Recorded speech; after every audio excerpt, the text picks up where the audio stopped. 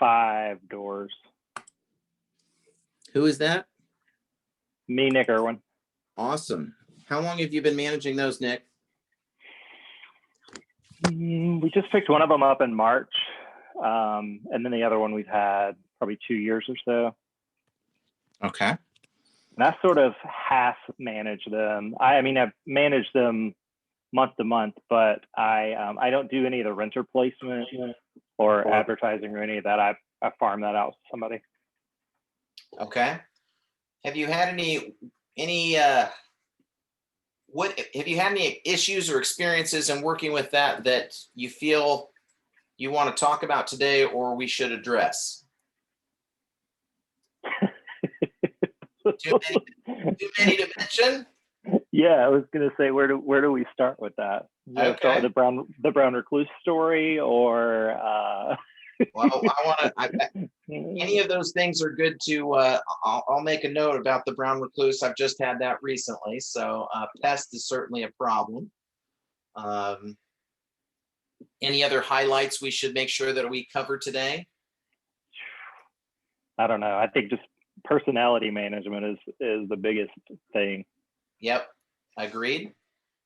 Yeah, I think a lot of it is, when it comes to management of rentals, I think that I've tried to be ahead of it, I guess, is what I would say. And part of that has been learning through a lot of, I guess, trial and error and asking a lot of questions of other people and trying to put together a best practices, if you will. And so I'm going to share as much of that today as I can. I'm going to send this real quick, just as a reminder to everyone. Unfortunately, everything's gotten pushed around this morning when my phone crashed. So I apologize that I am a little bit behind the ball here, or certainly feel like it. So, all right. So I think in my notes here, I wanted to start with first of some of the things that I mentioned was starting from the top. For those that are just joining, I just sent a reminder text, and I apologize, everything's behind. My tech tip today, if you didn't see it, was that do not update to iOS 14 on your phone. Do not. It is iOS 14.01. It has crashed my phone and created a ton of issues. And so if you already have, I hope it's going smoothly for you, but it is not, and I'm in hell with Apple on that. With regard to property management, this is really just my tell-all about personal experience in managing my rental. I helped start what was a property management company long ago with my sister, which is now Village Property Management. It is not affiliated, or Village PM. It is not affiliated with Village, but they still own that. So this is really more not to about necessarily what the broker method way is. It's just how I have dealt with it. And so first thing I want to mention or talk about is risk management. And that comes first with how do you title your properties? And so I have put all of my rental properties into different LLCs. And I have separated them between, so I have about 10 rentals, and I've separated them no more than 4 rentals per LLC to avoid paying franchise and excise tax. That is what my bookkeeper advised me, is no more than 4 per LLC.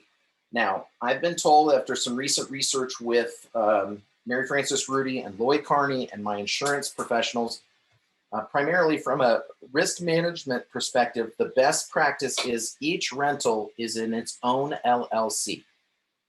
And each rental has its own bank account. And each rental receives deposits into its own LLC and pays bills out of its own LLC. You have to think of it as an LLC as its own company, running its own books and its own leases. Everything is separate. Now, for me, that is a clerical nightmare. It is not what I was advised when I started. So I thought I was ahead of the game, and I put all my rentals into what's called like Radius Rentals LLC. And I have a rental bank account, which I highly encourage. So one of the ways again, in risk management is first of how do we manage this in the sense of legally? So like I said, best practice, put them all in individual LLCs. For me, I've separated them between 3 LLCs to not have more than 4 per. Right now, I have 1 bank account for my rental property. I have a checking account and I have a savings account. And in the savings account is where I put all of the escrow deposits. You must keep your security deposits in a separate bank account per law. So that was something that I had to shift. But don't just think because it comes into your Venmo and you transfer it into your rental account that that is a separate bank account. Where you receive rents is not the same place that you can hold your security deposits. And if anybody has different knowledge as we're going through here, please, this is kind of an open dialogue chat. So, but this is just what I've learned, and I've made a lot of tweaks to this year based on some further questioning on my behalf to attorneys and insurance people. So they have a separate bank account and a separate deposit account for your deposits, okay? And your lease should reflect that. So if it's Nick Irwin Rentals, LLC, then the lease should be written with Nick Irwin Rentals, LLC. The check should come to Nick Irwin Rentals, LLC, and they should be paid out of that. Because as an attorney, when I asked Loy, you know, what is the risk here? And a lot of this was brought up when I started looking at, I audited all my insurance this year. And I had a $2 million umbrella policy. And the umbrella policy, and I had an insurance policy on each on each rental property. And I thought I was in good shape. And that's how my last insurance advisor told me to do such. Upon auditing my insurance by a couple different companies this year, there was the opinion that in fact, having these properties under one umbrella, that the umbrella isn't protecting me against those LLCs. It's not protecting the LLC against liability. It was just protecting Teddy Pins. So then it started begging some questions here. I had Radius Rentals and I had Radius Investments, LLC, in addition to Radius Residential. All right. And I'm going to share my screen and show you something for illustrative purposes that I think may help explain things a little bit. And I am, I'm certainly sharing more than I typically would here. But what I did was, I want you to kind of see the breakdown, okay? So I had Radius Rentals, I had Radius Investments, and then I had Theodore Pins where my car insurance is, okay? And my personal property and my boat. And I'm really showing you more than I typically ever would, but I'm okay with it in the spirit of learning here, is I had Radius Rentals and Radius Investments. And then what they suggested is, because I can't have more than 4 per LLC, is to create a third LLC. So I created Radius Rentals 2. The issue is that my umbrella policy that I had prior, in this spreadsheet, my insurance person who is with Carlson Insurance, her name is Abby. This is a Google sheet. She has access to this. So we update this together, because I got tired of, you know, old spreadsheets where I had stuff I had it with Brian Carden in the past, and it was tough keeping up with a lot of things. And so I finally said, I'm done with this. But the problem was, I had an umbrella policy, $2 million umbrella policy, but it wasn't covering the LLCs individually. And so what Abby suggested and I needed to do was, I had to get in a commercial umbrella for each LLC. Do you follow that? And the cost of those ended up being about $666. Total all in, even though I got rid of my personal umbrella I still have an umbrella. I have a 1 million and a 1 million UIN umbrella there, but it didn't really add much more gross costs. Okay. Questions? Yeah. So did you ever do these in your personal name first and then transfer them to LLCs later, or did you create the LLC first before you purchased the property? Great question. So I bought the properties in my name. If you're going to get a loan, you can't get a loan in an LLC. So I just refinanced one of those properties. I quit claimed it to Teddy Pins, refinanced, quit claimed it back into the LLC. So yes, I buy most of them in my personal name, and then we quit claim them at closing or when I decided to create an LLC. What does that typically cost you all in to transfer stuff like that? $12, Rudy Title, because I give all my business there, does them for me. Mhm.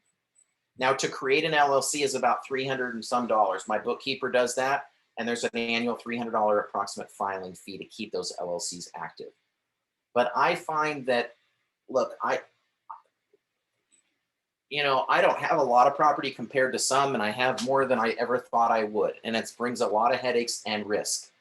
And the last thing I want is to lose things that I worked so hard for over a simple insurance policy or legal protection that I should have considered that would have helped protect myself, right? Because ultimately it's about protecting a claim getting against your other properties. And so where, like I said, where I'm making things a little clerically easier is that I'm using multiple LLCs, but I'm putting multiple properties per LLC versus one LLC per, because I don't want to have 10 bank accounts. I don't know if I have 10 properties. I think I have like 8 or 9. I don't know what, but I didn't want to have that many bank accounts and have to deal with that.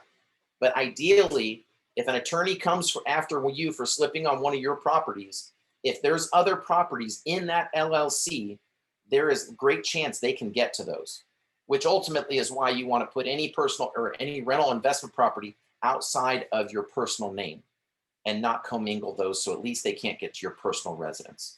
Now, again, I say can't get to legally. With enough money and pursuit, they could probably get to anything. And that's where the attorneys will advise you that, when you might have these in different LLCs, Ted, but if you're using the same rental bank account, well, then that's just a shell company. And they call that piercing the corporate veil, apparently. And so that's where having them separate was strongly encouraged to me within reason. And so that's where I've reasonably feel comfortable that I've at least split them up to multiple LLCs and that I can have a bank account for each LLC. Is that totally confusing, or does that make sense? Bada bing, Teddy. Okay. Yeah, a lot to consider there on the legal front. Okay, as far as how to structure that. But I just went through this audit. Like I said, I've worked with some other insurance providers, and I'm really happy with Carlson thus far and Abby, their rates and how they've consolidated. So that is on that. Next is so that's insurance and LLCs and banking. Like I said, I use a separate credit card for anything related to rental property. That makes it easier to do my books. I do my books completely separate on my rental properties versus my real estate business versus my personal business. And do I do any of that? Hell no. This all used to be very stressful for me. And so I never felt like I had it completely nailed. So I outsourced that to my bookkeeper, Christine Kinsley. She works with a lot of realtors, and she handles all that for me for a pretty reasonable monthly fee. And she can give me a P&L. We meet once a month for about an hour, and we get a P&L statement. She downloads all my transactions from my credit cards, from my business card, my rental card, and it makes it pretty easy. And I am eternally grateful for that. And she does my taxes at the end of the year. All right. What about taxes? I'm sorry. This is Yeah. Maria. Yep. What about taxes? How do we pay taxes? What do we pay? All that jazz? What's your question, Maria? Well, I have a client just bought like 3 houses already for me, and she wants to save in taxes, and she's been complaining about the amount of taxes, and I wonder where it can be a way for her to lower her taxes at the same time keep on investing. Right.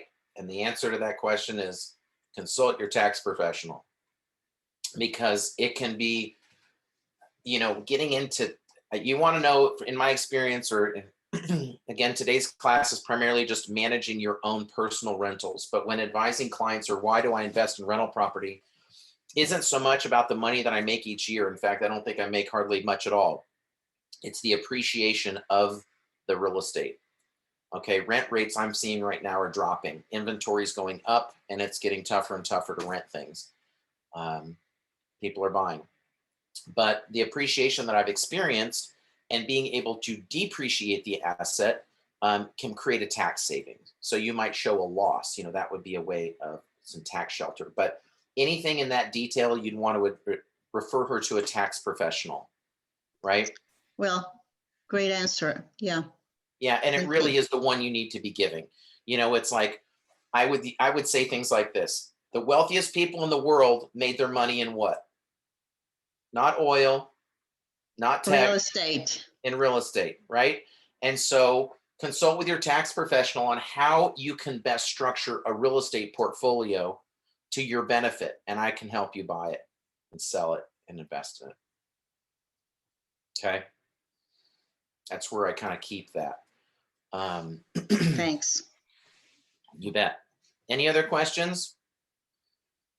It's a bit of rapid fire here today. So like I said, if you have anything, just chime in, put it in the chat, and I want to make sure I can cover as much of everybody's questions and kind of the tales of my trenches. Marketing. So my experience in marketing properties, the best place to put it is Zillow.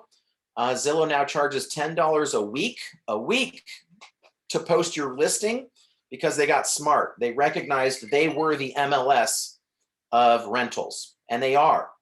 Apartments.com and the rest of them, they get decent traction, but in my experience, your most qualified prospects are going to come from Zillow. And I use Zillow to create my comps, because it's the place where there is the most rental inventory, and for me to see what other people are getting. And so I use Zillow. My workaround to the $10 a week thing is you post it to RealTrax, and it syndicates to Zillow, and you don't pay anything. You're welcome. Nick, is that how you've been doing it? I turn all of that over to the property management company. I have them list it, do all the advertising, the showing, and the lease up, and then they hand it back to me. How much do they charge you for that? I think it's half of the first month's rent. That's a good deal and worth every penny. Yeah, I found that it was way too taxing to try to do those pieces of it and run my real estate business. It didn't make sense. It is, but I've tried it, and I've done it this way for my entire real estate almost 20-year career. I just turned it over to a firm, Tandem, to handle my showings. Excuse me. They put a video camera in the house, and they have a full automated system for people to show it without somebody having to physically meet them there. It's pretty awesome. And it lets people get in quickly and efficiently, and actually having their camera in the property saved me on a recent vandalism claim, where a kid walked in while I had a handyman working across the street, and he grabbed a can of spray paint, spray painted the camera, but I got a great picture of him. So can you clarify, Teddy, do you have them just handle that showing piece of it, or? So right now, right now I do not. I have them handle the showings, and then as soon as the client applies through them, then they turn them over to me, and I send them my lease. But I think the most efficient way is to let them handle marketing, showing, and negotiating the lease and placing the tenant, and then turn it over to you to collect. But what I'm going to share with everybody today is a little bit of my experience and then best practice of how I've handled that, doing it myself, to avoid that cost of half or full month's rent. And it gives me a little more control. So, excuse me, typically I would post the listing to RealTrax. It would syndicate to Zillow. I would have them contact me for showings. In a heavy demand market, I would host an open house. So rather than trying to meet onesie-twosie people there, you'll notice that renters typically don't show up to see the property when they say they do. But I find that meeting them at the property, there's a lot of salesmanship that can be gained in meeting someone versus personless showings, which I've tried most recently with a company. But that way you can tell them about the neighborhood and where are they from, and you could probably pick them up as a future client and build relationship. But you meet them there or have an open house, and put that in Zillow, that from 2 to 3 on Saturday, come one, come all, and then have everybody come in. And this has worked for me in the past. I've had everybody come, and then that competition or that auction style environment creates demand. And therefore, then what I would do, if I had multiple people interested, I would have them all send an email outlining who was going to live there, how much they're willing to pay. This actually worked one time where I got higher than marketed rent because I had multiple interests. So who's going to live there? Tell me a little bit about yourself and what you're willing to pay. And that's your informal application for me then to consider, who do I want to take first pick to apply? Now, this is only in a lean rental market where there's not much inventory and a lot of demand, okay? Under traditional resources, I would have people apply through Zillow. I do that for efficiency. I don't want to be involved in the application process, all right? Now, Zillow's application is going to be credit and criminal and a quick turnaround, and I don't deal with any of the money with that, and I like that. But there's a company called Total Tenant Screening. They're one of the best, and they're local, and they're actually going to call the employer. They're going to call the previous landlords. They're even going to recall and do a pet application, and they're going to call the vet, and they're going to see that their records are current, and if there's any claims against them. You could use Forewarn. That would be another place for you to look at, criminal history on an applicant. I would encourage that. But I don't get involved in applications. I have in the past, and I have some application templates I just shared with Virginia. But I use, like I said, Tandem Realty. If I let them handle the showings and the application process, which I do if I have, because they charge me half, then I'll let them apply through Tandem Realty's application process. It's online, and then it takes that data and sends it to Total Tenant Screening. Total Tenant does a much more exhaustive analysis, and then they get back to us with whether they're approved or not. Questions on that? All right. So what do I charge for an application fee? Like I said, I let either Tandem Realty, who I outsource the showings to, or Zillow handle that. I don't want to, some people look at that as a profit center.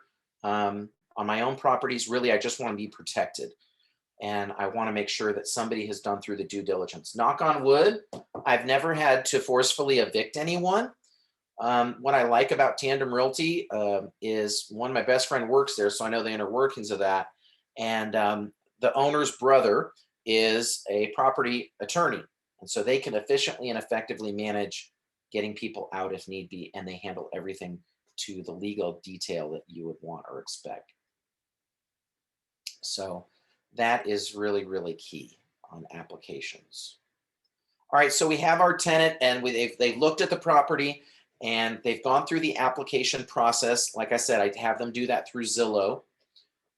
If I'm handling the rental myself, or if you're outsourcing it, obviously have them do this. And then when it comes to the lease, so that you've approved them, you're comfortable with them moving in there. Obviously be mindful of all fair housing laws, that you're held to even higher standard than a typical property owner with respect to who you're leasing to. But is then getting into the lease. And so the lease is something that I've sort of modified based on different things that I've seen out there, but I will share with you some key things that I include in my lease. So I'll pull that up and share that with you. Questions up to this point? Nick? What's up? How we doing? We're good. Okay. I just posted in the chat too that I use Cozy for payment collection and like storing a lease and all of that. It's been a pretty good system. I don't know how scalable it is, but for me, with just a handful of properties, it's been pretty good. Yeah. Love it. All right, so here's my lease template. And again, you would want your lease to reflect based on what LLC the property is in. I have, of course, when it is starting and when it's going to terminate. If the owner gives the tenant 45 days notice, the property's been sold or placed under contract. It says or an earlier date. So my term can be shorter if I sell it, and it tells me I'm right there. So I would make sure that you include that. Of course, how much they're going to pay. I only accept payments via Zelle, is what I prefer. I want that to go straight into my rental bank account versus going into Venmo and then me having to transfer into my account. And as Nick said, he uses Cozy for collecting payments as well. I've just found that's efficient for my bookkeeper. I outline what the monthly rent is, what the earnest money amount is. If there's an admin fee, this is what Tandem charges, a security deposit, and a pet fee. Pet fees normally charge $500 a pet, non-refundable. If there's multiple pets, I will typically do $250.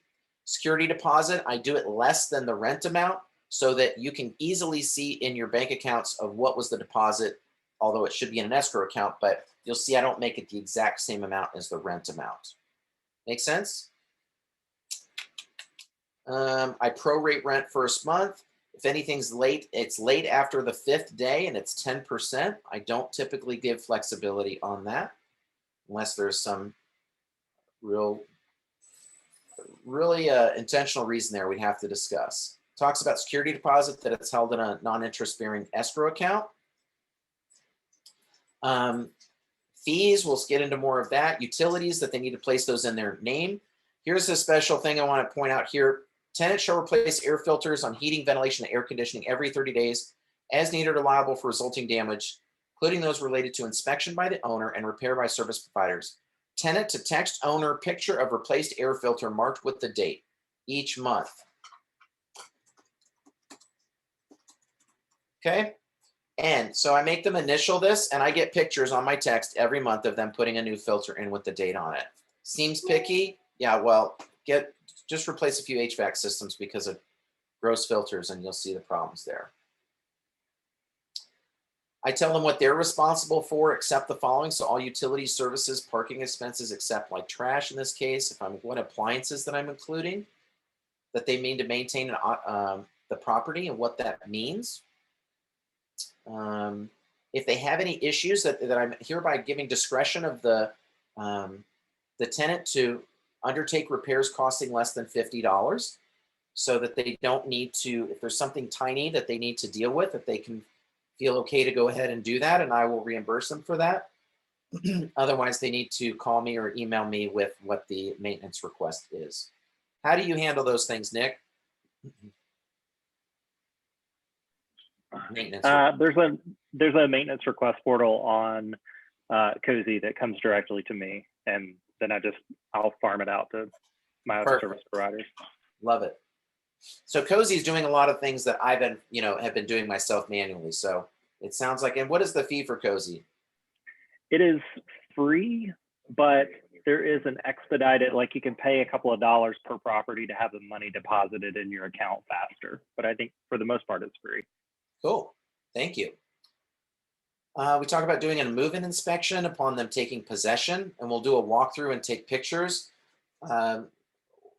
The company Tandem Realty that I've worked with in the past that has handled that, they literally take about 200 to 300 pictures, open up every drawer, all the walls. I mean, very, very detailed so that there's no disputes when a tenant moves out as to what the condition was. It says we always have absolute right to get into the property. Excuse me. We typically suggest doing quarterly inspections to make sure that your property is being maintained and to go inside and check maybe smoke detectors. It also just helps you put eyes on property. For privacy purposes, no photos are taken at that time unless there is a damage or maintenance issue. Prohibit subleasing. And it says the tenant does not vacate unless it's professionally cleaned. And I get into more of my move-out inspection. Talks about personal injury and property damage. I'm just kind of pointing out some of the high points here that I feel are important here. talking about waiving. And again, an attorney has reviewed this lease, so that's why I feel more comfortable with it. Nick, what lease do you use? I use one that the property management company has that does the placement. Great, perfect. Hey, I wanted to say one other thing too. I know you that's a great idea on the air filter replacement and the texting, but I'm a little bit anal and I like to actually have my eyes in there. And so I go and replace the air filters on my properties once every 60 days because I want to look at it. Yep. So it's a sneaky way to get in there and look. I love it. And it is. I think it is good to put your eyes on your property, and there's just a different standard and I don't know, there's a different level of care if they know you're coming in there, right? Absolutely. The other thing you can do is supply them the filters. So, I mean, I think in Nick's case, it's the best way is that you go replace those filters every 60 days. Filters will certainly make it that long without problem. So that's a good way. But in your lease should reflect that you'll be going in there to replace those every 60 days. Do you arrange for them to be home for you to do that, or do you give them notice of that? That would be a lot of coordination. How do you handle that?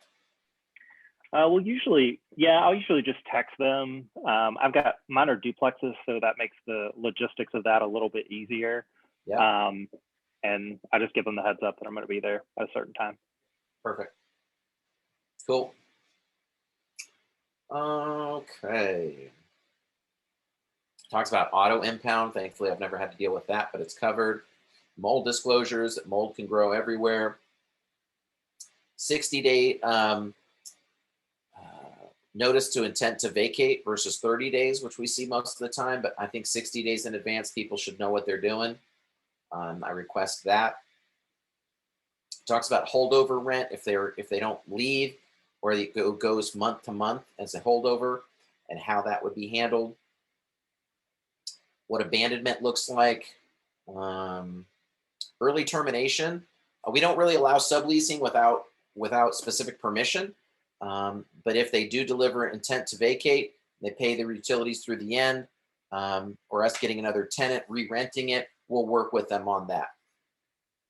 I make them initial that specifically for that detail there. If there's any rules or regulations as part of a condominium, those are included as part of the lease, and they sign, of course, that they're agreeing to that. Talks about attorney fees and breach, all the things we typically see like in a real estate contract, how they can give notices. It's an agreement under the state of Tennessee, allowing to release information of any pets, that they're a pet addendum. I have some general rules and regulations regarding smoking and keys and lockout damages, and can't keep liquid filled furniture. You like that? Alarm system, smoke detectors, schedule of fees, just kind of an outline of what fees they could be incurring if they had to get keys changed. Or a lot of this I just picked up from leases that I found other management companies were using. So it covers a lot of things that may not apply, but I want to make sure that I'm covered upon. Talks about a pet agreement here. And then I've just added this, which is a vacating checklist, and it's very detailed on what it needs to be done as far as how the property looks. And I picked this up from someone regarding, I'll put in here, I thought was interesting, was like painting. So paint is expected to last 5 years if the property was specially painted when you moved in, and then paint is needed again on your move out. You will be charged 100% if occupancy was less than 18 months, or excuse me, it was 18 months or less. And then 75% if it was this, so forth.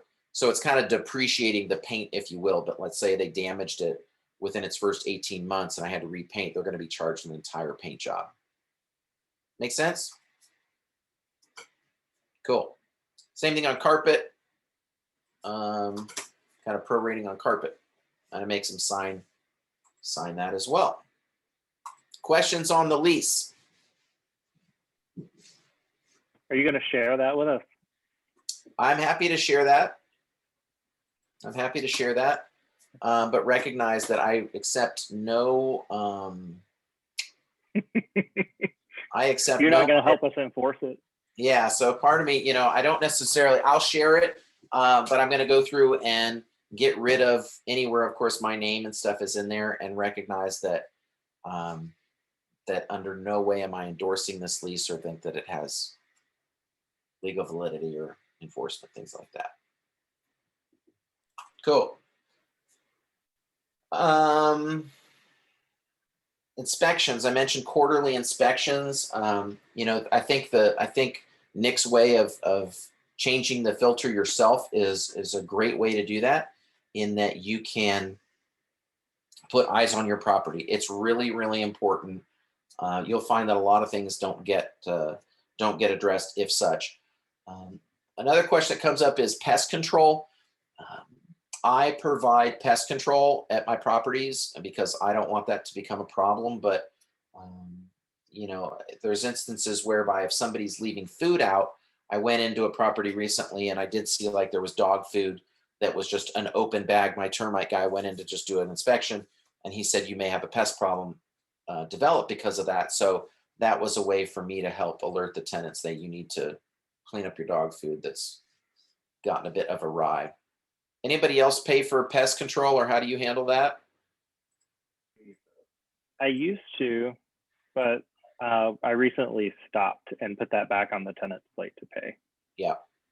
You take care of termite though, right? Yes. Yeah. Yeah. Spider incident made me change my mind. Tell us about your brown recluse situation.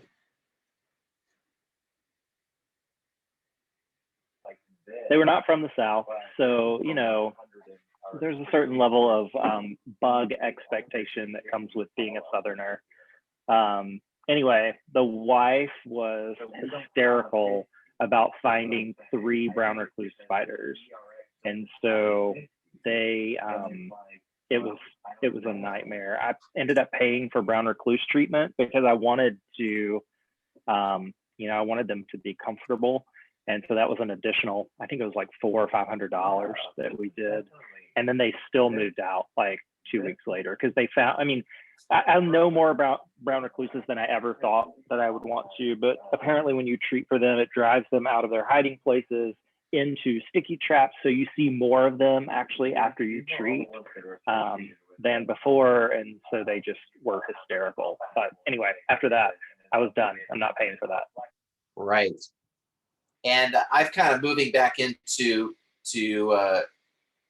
paying for pest control, just because, like I said, I had somebody, they said they had found brown recluse. And so I'm kind of on the fence with it a little bit. So yeah, but if it's what you try to do, or what I've tried to do, is put them in touch with the vendors that you use, like, and trust. Like, give them your pest person, give them your professional cleaner, your yard person, if you're requiring them to do yard work, things like that.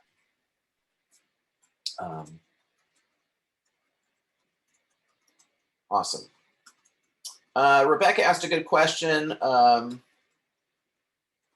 Was renter's insurance? Yes, I require renters to have renter's insurance, and that I am that the LLC or myself is a named party on their policy, and that you want proof of that. And I remind them that, you know, if your car is stolen and your laptop's in your car, your laptop is not covered under your car insurance. Your car insurance only covers things connected to the car, nothing inside it. I think we all kind of know that now, but I've learned that from poor experience. So you need to have renter's insurance, or suggest that to them and explain to them that all their personal property that's in their car is part of their renter's policy. Scott, question. Regarding your first rental property, top 3 tips and priorities in making the purchase. Could you clarify that with respect to the type of property, or in just like 3 key things not to handle when managing a rental? No, this is just the buy, and I don't really, I mean, it's kind of wide open. I'm looking and headed that way, and I haven't had one in Tennessee yet. So if there was just a general, man, over everything else, here are a few things to keep in mind. if there's anything worthy of, other than what should be obvious to most people buying a rental. Anybody else want to hit that from experience? I mean, I'd be careful of HOAs. You know, I think that's probably, maybe that's obvious, but you know, Yeah. those fees tend to increase over time. And so that can really cut into your margins pretty quickly. Yep, I've already filtered that one out. So thank you. Good. Okay. Yeah, Great and stuff. and properties that I'd really be mindful of things that of how much deferred maintenance is there. You know, just be really thorough in your inspections so you know what you're getting into, because a lot of the hidden things are where obviously in any home ownership, but especially in rentals, of what things people can be hard on. So like, you know, hardwood floors, they're gonna flood something. So I don't really love hardwood floors. And I especially want to make sure that I've managed drains. So make sure that there is a drain pan that's draining to the exterior of your washing machine, of your That makes sense. HVAC system. Make sure there's a float switch on the HVAC system that makes it turn off versus if the pan overflows. Water is really the big one as far as management goes and considerations of that. So those are where I've seen like things where the laundry is upstairs, problem. I mean, I have my own property like that, but those are the things that ideally, if you could minimize, you know, luxury vinyl tile, LVT or tile, I like a lot better than hardwood floor or carpet.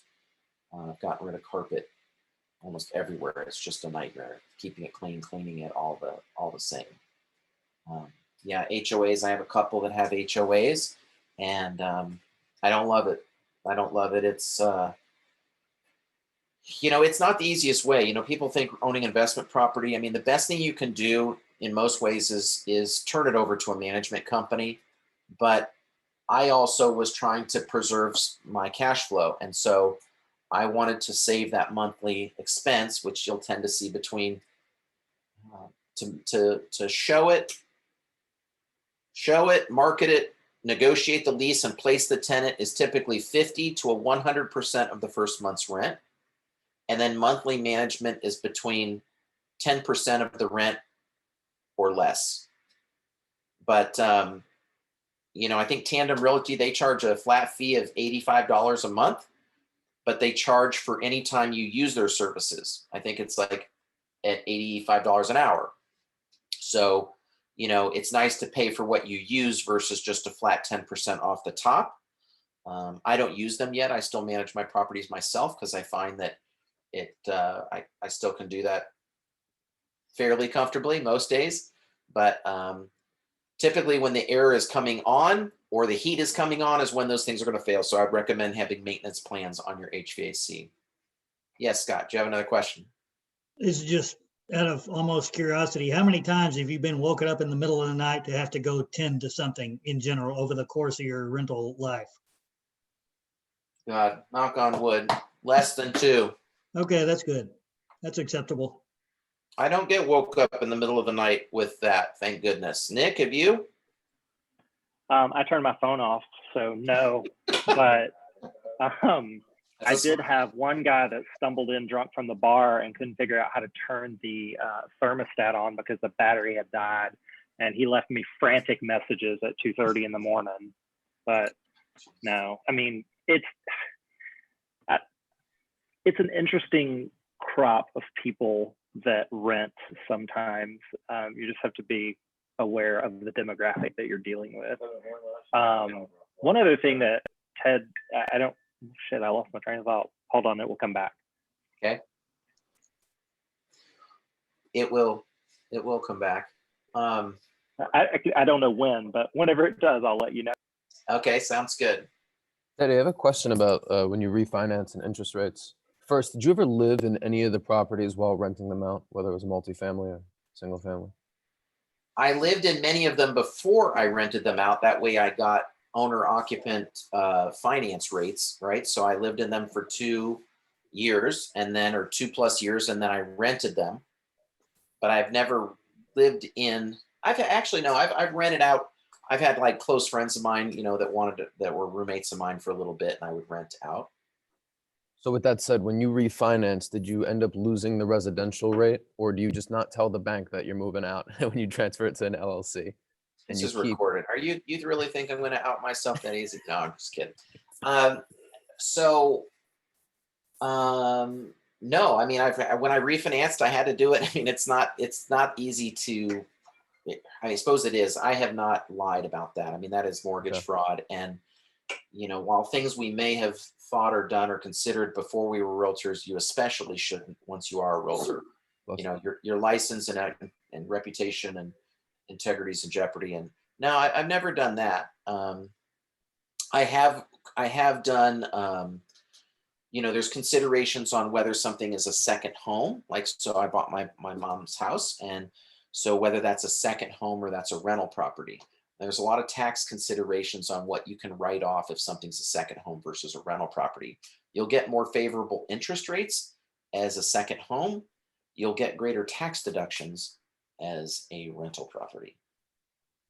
Okay, so it's kind of like positives and negatives depending on which avenue you take. There are. Okay. There are. Yep. And my experience is that the greater advantage is if it's rental property of what you can deduct, right? Okay. But you've got to be receiving legitimate rent, so my parents pay me rent, on that house, and that covers like taxes and a few things.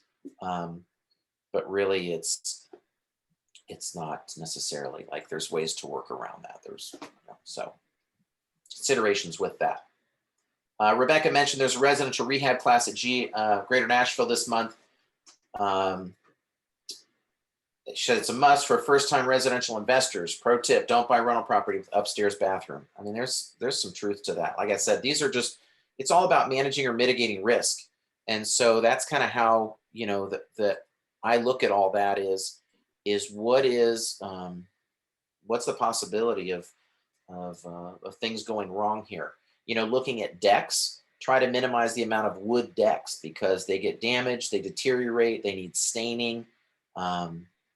Anything with wood obviously deteriorates a lot. As far as management of my rentals, I'll give you some general, as Rebecca called it, like pro tips or considerations. Just be really detailed with your notes. Keep notes on every property and have what paint colors you used, what stain colors you used, what your filter sizes, what your bedroom square footages are. Keep a spreadsheet of what the appliances they're manufactured, like who makes them, what year they are, and what their model and serial numbers. It's much handier to have that in your own pocket than it is when you have to go drive there and look at it if it needs to be replaced. When you serviced the HVAC or the water heater last, or drained the water heater, which should be done annually. I mean, it really is kind of a job, and there's a reason management companies get paid to do it, but I think there's a certain amount of a blend, and that's, I think, kind of how Nick and I do it, is that there's certain things to outsource and let them handle, and there's other things you want to have your hands on so that you can best be on top of it. So rather than a management company just going out and putting a new HVAC system in, you could call or shop your people and get more involved in that process. Because everybody's always looking for paint. Replace all your bulbs with LEDs so that those don't burn out. You're dealing with that as much. Get away from anything that's too cool, unique, or can break. They don't need a Nest thermostat. They don't need a 2-button toilet. All those things tend to create more mechanical failures. Yeah. What else? Hey, one thing I did too, Ted, I don't know if you might find this valuable, but for mine, I bought them and then renovated them. And so I had 360 photography done on all of the units. Yes. So that I have it on file and it looks fresh and clean and great. And that really helped out during COVID, especially because we didn't have to do as many showings. So Thank you. Yes. Yes. Yes, I did that. I've started doing that on all of them recently, and very, very helpful. Very, very helpful, for sure. Thank you for mentioning that. Yes, get 360 photography. And you could do it while, if somebody was in there, or you don't have it staged, like if you have a tenant that moves in and it looks really nice, before they move out, ask them if you could shoot it while it was decorated, because people tend to, obviously, just like homes, they buy what they see, and staging, even if it's virtually, or they can see what it looked like or how somebody decorated it, can be very, very helpful, for sure. Okay. Also, make sure you have copies of all your keys. May seem obvious, but have 2 sets of backup keys. Highly recommend that, including mailbox keys and garage codes. Always keep some 9-volt batteries in your car for smoke detectors and different things. And then move-ins and move-outs. Move-outs can be a really, really critical time. I typically do that with the tenant. I could see advantage to doing it without them, so that they can't get into some dispute with you there, but you can walk through at your own pace and take photos of everything. And keep good records. Just like in a real estate transaction, you're going to want to have records of what it was before and after, and what was marked down and what was fixed and things like that. Do you handle your own move-in, move-outs, Nick, or do you let the management company do it? the management company does the move in, but I do the move out with Gotcha. the tenant. And who are you using for management?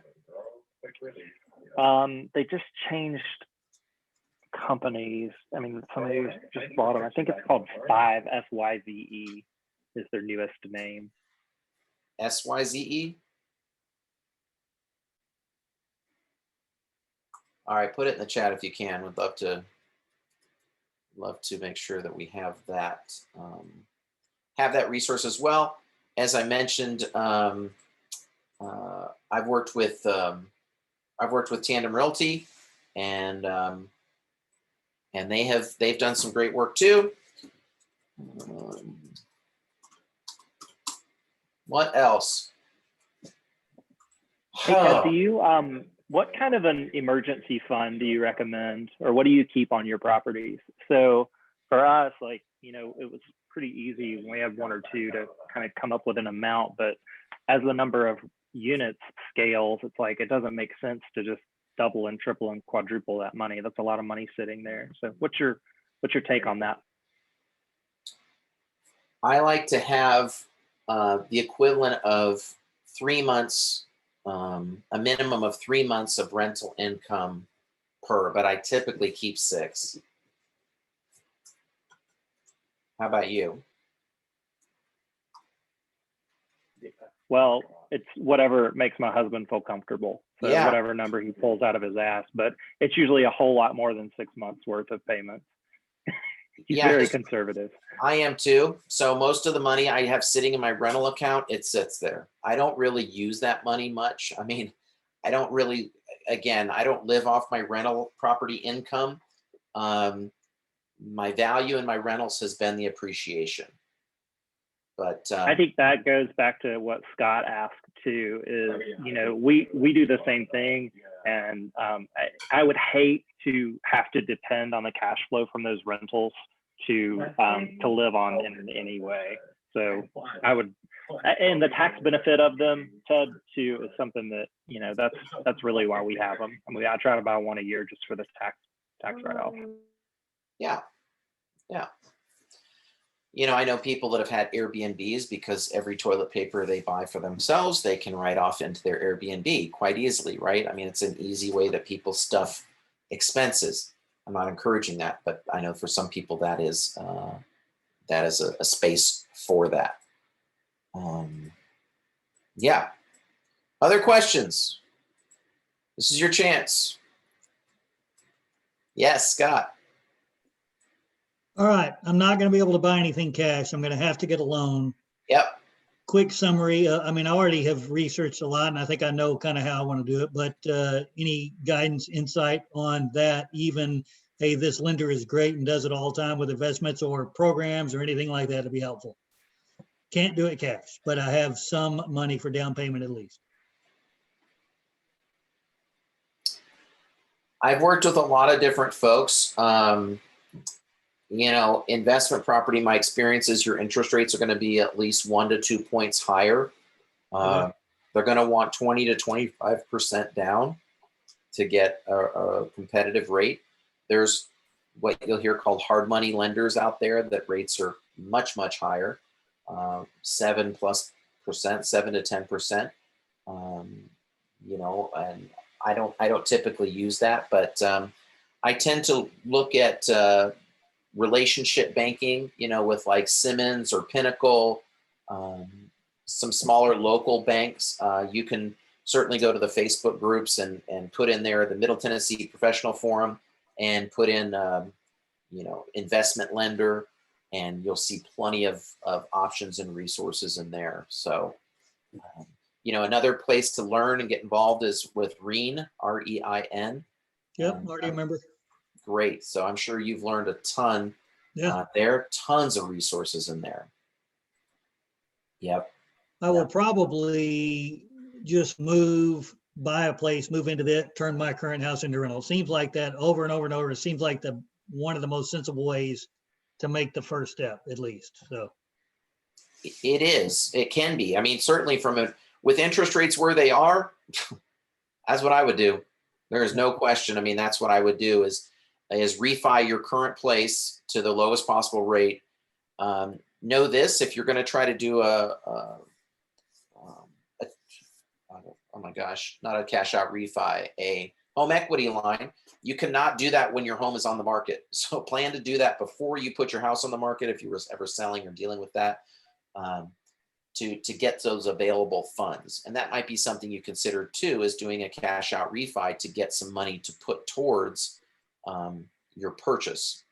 Well, my problem might be also, I just realized this, didn't just realize, but I just thought about this, is I did refi in April already. Yep. So I'm supposed to, is that same thing as when buying your house? I probably am supposed to be a resident for a year on the books, right? Or is that not right? Or yeah, I mean, Nick threw air quotes. You know, I don't know, and I guess I'm glad I don't know. In some ways, you know, I'm reminded about certain things where, you know, I don't know what I don't know, and so I truly don't know the I answer. didn't ask anything. Never mind. Yeah, well, no, maybe that's true. I don't know. Depending upon your loan, that may be what it says. I mean, and that could have been your intent, and life can change too. Yeah. Right. You know, so it's not to say that. To me, it's an interesting point that lenders, when you convert something into investment property, that there isn't some sort of auditing purpose around that. Thank gosh that you know, it doesn't go that nuclear with things, but that. Okay. And that know this, of course, you know, that you have. You know, to get the depreciation, or excuse me, to get the capital gains exemption, talk to your bookkeeper. I mean, that's another thing people ask about is, you know, you have to live in it. What is it? 2 of the last 5 years, right? So after you move out, you could have rented for 3 years and then still capture the capital gains exemption, 3 years to the day. So there's situations whereby you may move back in or do some considerations on that, but talk to your bookkeeper on that. Yeah.